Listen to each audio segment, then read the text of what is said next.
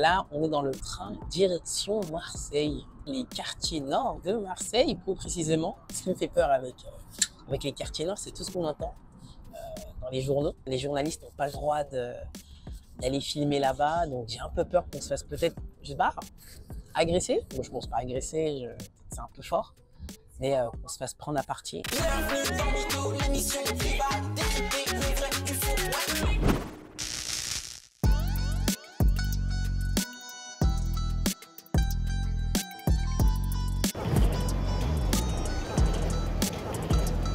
Yo l'équipe, aujourd'hui on se retrouve à Marseille et aujourd'hui je ne suis pas avec Maïssa mais je suis avec Carole Dufrichou qui est journaliste, qui fait partie de l'association Lumière sur l'info. Coucou Carole. Salut Scotty. Tu vas bien? Super bien, merci. Bienvenue à Marseille. Merci beaucoup. On va aller visiter les quartiers nord.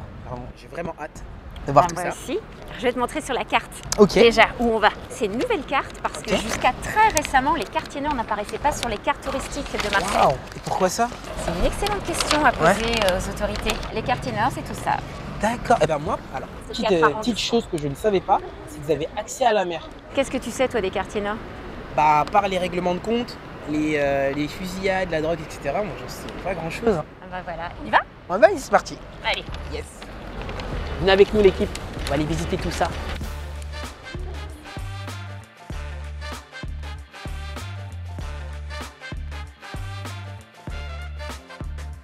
Alors ici, on est au centre des arts de rue.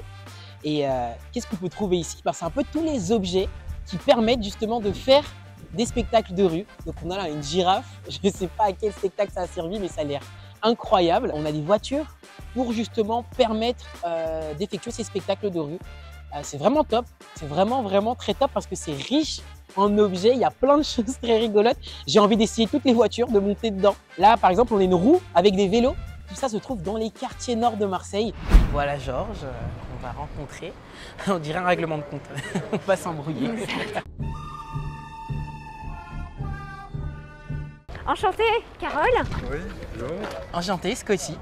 On va aller vers là-bas et depuis le haut de la rivière, je vous expliquerai un peu Marseille et les quartiers. On est dans les quartiers nord, donc là, ici. Disons les quartiers, c'est un peu là les quartiers dangereux, tous ces trucs qu'on Alors entend. ça vous donne à voir un peu la diversité. Donc ici, on est plus sur un noyau villageois. Il y a 111 villages à Marseille. D'accord. Et chaque fois, maintenant, c'est des villages qui se combinent avec les cités. Il y a quelques jours en arrière, la rivière était à peu près 50 cm de plus que ce que vous avez là. Donc ça veut dire l'eau est très vite partie. Si vous vous retournez, vous voyez cette forêt ici, en plein dans les quartiers nord de Marseille. On est vraiment dans un lieu insolite, improbable, qu'on n'imagine pas. Alors Georges, tout à l'heure on a parlé du fait qu'on est en plein cœur des quartiers nord et qu'il y a pas mal de cités qui sont au-dessus de nous, qui nous entourent. Mais est-ce que du coup c'est dangereux ici? Alors ici, dans le site lui-même, c'est pas dangereux.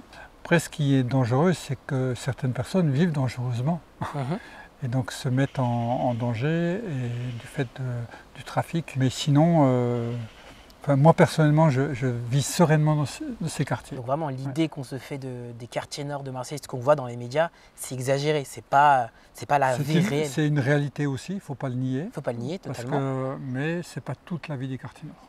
D'accord. Ouais.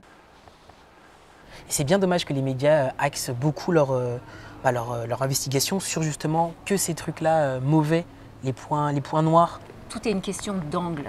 Alors qu'est-ce que c'est un angle? Un angle, c'est la façon dont le journaliste va aborder un sujet. C'est le regard qu'il va porter sur ce sujet. D'accord. Et ce qui est important, c'est de pouvoir varier les angles. Quand on décide de mettre l'emphase sur toujours le même angle d'une histoire, toujours parler de la drogue, etc., c'est ce qui s'appelle en fait en journalisme un effet de loupe.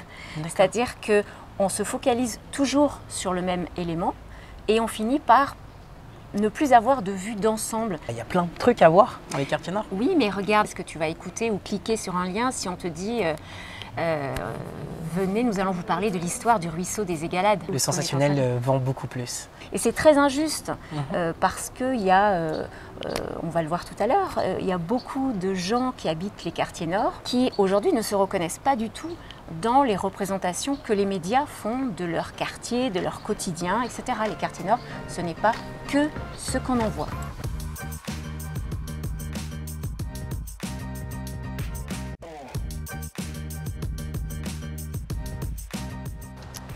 Hop là, on est bien au 42 QG Marseille.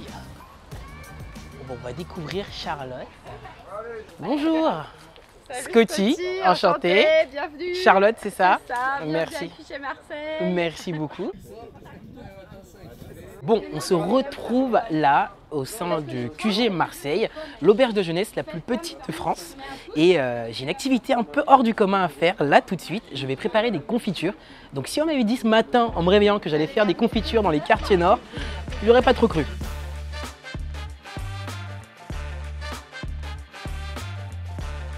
Là, on est en plein atelier coupage de fruits. Donc,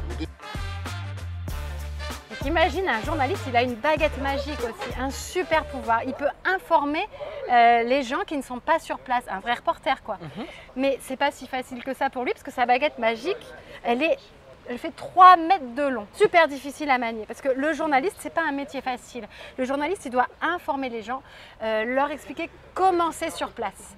C'est pas facile, on peut vite diffuser une image qui ne correspond pas à la réalité. Il a des super pouvoirs, mais il doit vraiment faire attention à comment il les utilise. C'est joliment dit.